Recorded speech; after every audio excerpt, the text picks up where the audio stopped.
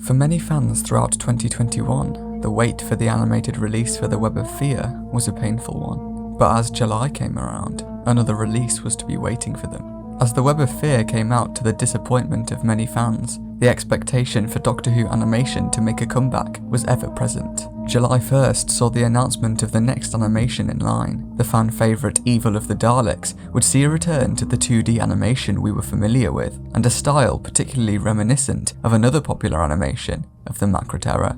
Sunday the 12th of September saw the BFI screening of the newly produced BBC Studios animation, and with its release 15 days later, many have taken to social media to praise it and name it the greatest Doctor Who animation so far.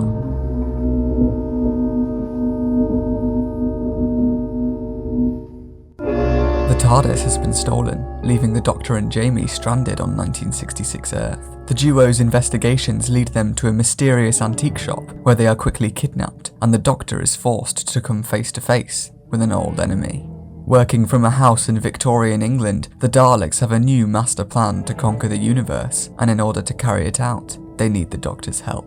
On the 17th of July 1969, roughly a month after Troughton's departure in the War Games, a batch of wipe or junk authorization forms were issued by BBC Enterprises. Included in this order were episodes 1 to 6 of Evil of the Daleks. Despite this order, it's highly likely that the first 6 episodes had already been wiped at this point, but if these episodes somehow survived the previous order in August 1968, they certainly didn't this time round. Although there was hope that the 7th episode could have in fact survived these junkings, an order was made under 2 months later, which included it, among the likes of many other Troughton stories. Years later in 1987, Paul Venices received a call from someone claiming to have the Faceless Ones episode 3 and the Evil of the Daleks episode 2. Although there were complications, these claims did eventually become true, and the BBC were able to make 16mm film copies of both episodes in May 1987, and again in March 1994. To date, this is the largest animation of Doctor Who. Previously, up to 6 episodes were animated for a respective serial, but this story had an added 7th episode, with only the 2nd episode remaining in the BBC archives. Unlike the Web of Fear before it, this serial would be completely animated, likely showing BBC America's continued involvement in these projects.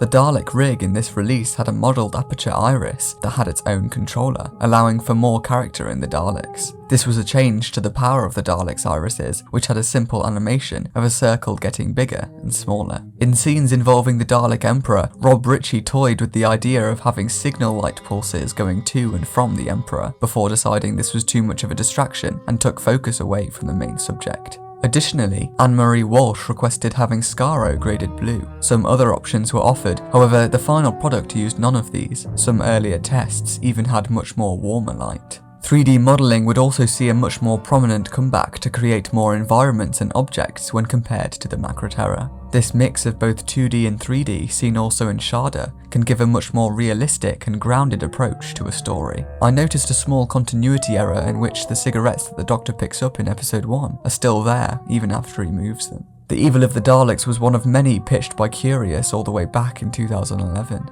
and now, 10 years later, Doctor Who fans would be able to experience this story in a whole new light. However, even before its home media release, the hype for another animation had begun. The first Doctor was to be animated again, for the first time since 2013's The 10th Planet, in the animation of the 4-episode serial, Galaxy 4.